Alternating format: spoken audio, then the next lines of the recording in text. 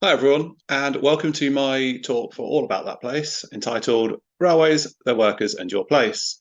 My name is Mike Esbester, and I'm a lecturer in history at the University of Portsmouth and one of the leaders of the Railway Work, Life and Death project. Many in the 19th century saw the railways as the epitome of modernity, offering possibilities and freedom of movement.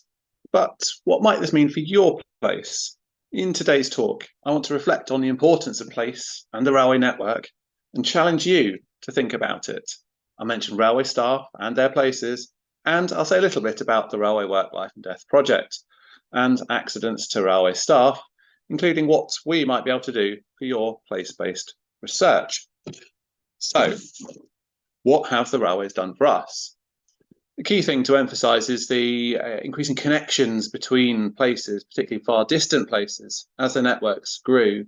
And you can see the expansion and indeed contraction of the railway network run through here. What I think it's important to suggest then think about is the ways in which the railways enabled movement. That might be people, it might be goods, it might be food, it might be employment prospects, activities, news, all sorts of things. But that was a potential. It wasn't always realised by people or for people. It doesn't mean people always did move. Not all places had railway connections, and that became increasingly apparent, particularly when we see the network contracting in that last graphic.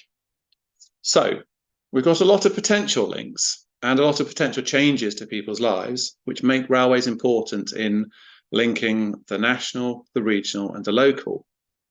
What did that mean in terms of the place then? Well, the railways clearly had a physical impact on the places through which they passed and with which they engaged. Some of those might be rural, and we can see here the construction of the Midland Railway passing through the Peak District in the 1860s, which over time, as the scars heal and the railway beds into the landscape. This, of course, wasn't a rural phenomenon alone. It was an urban one as well, in which the urban environment was reshaped, remolded by the railways, not always in positive ways.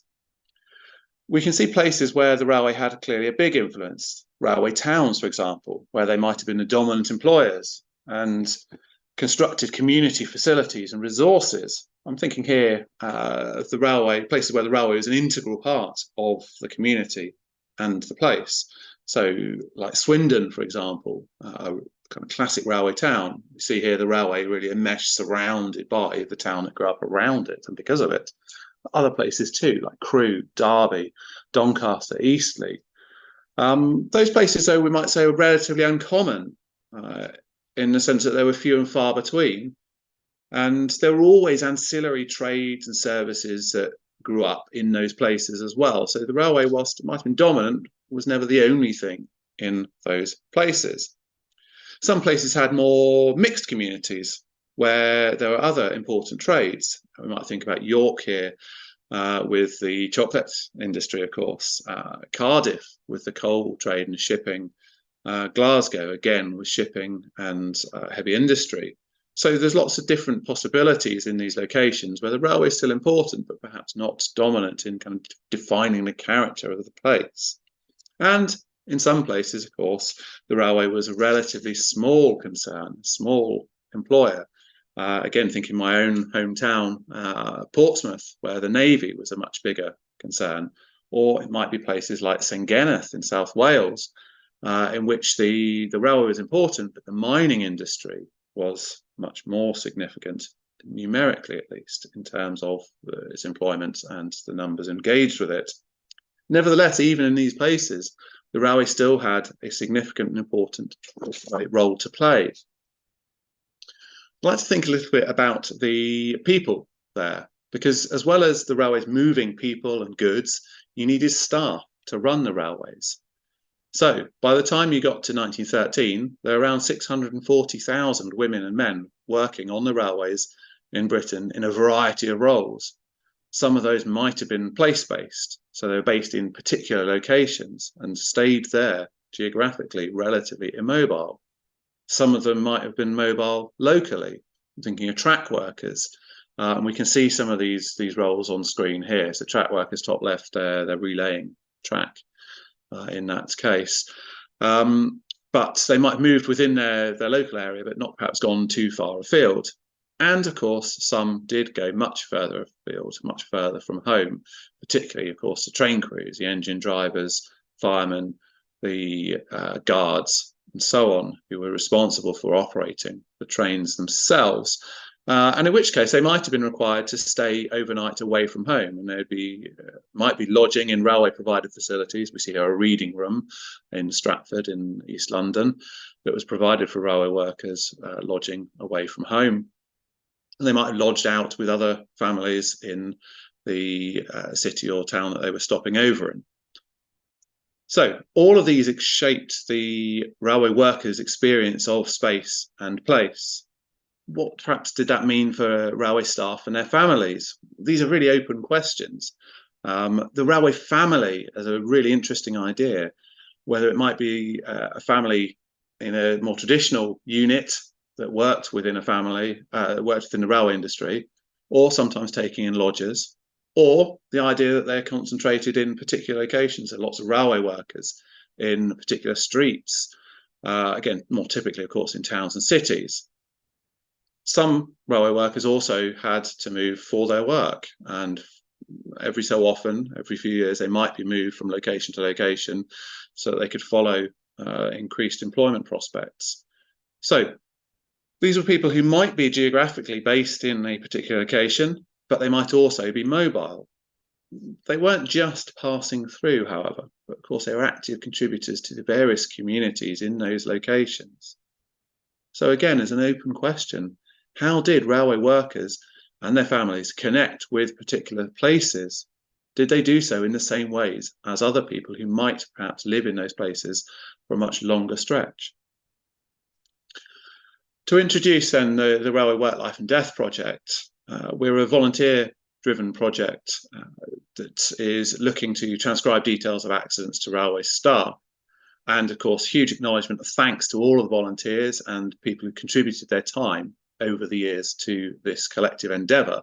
So far, we have released details of around 50,000 cases of accidents to British and Irish railway workers between the 1880s and 1939, with many more to come. Why this might be useful to you is that, of course, it includes details not just of who was involved and what happened, but where it happened. So we've already got thousands of places in Britain and Ireland covered, and of course there'll be many more to come. What's really interesting, I think, about the most recent data release, which focuses on the trade union data that's in the project database, is that it gives us a sense of the union branches, the hundreds of union branches, which are place-based but organised on a social basis in a kind of social way. So there's a different way into understanding the places with which you might be familiar, perhaps a different way of looking at them than you might have done previously. And again, really importantly, all of this is available for free from the project website, which you can see on screen, railwayaccidents.port.ac.uk. And just to give an example of how this might then play out in terms of what you can use it for, just taking one small example, Crewe, okay, a big railway centre, of course, lots of accidents, but you can see in the graphic on the left how it's possible to start to pin down the locations and think a little bit more about, well, what does it mean to be a railway town in terms of railway work? I think it's useful for you that you can get a sense of the workforce in your area, from the biggest cities to the smallest hamlets, and get some sense of the lived experience of railway places via the accidents that happened to railway workers. You might be able to use the project work to find out what accidents happened in your place, and of course, what work was like for those people who lived and worked in your place. So, to end, thank you very much for listening. I hope that was useful. Do please make use of our project, the free database, the weekly blog that we produce, and other resources. Have a look and see what's in a database for your place. And please do share your finds with us. We always love to hear from you to find out what you're finding. And please, we'd love to work together with you on this. So do let us know what you're thinking about it, and please make use of it. Thanks very much.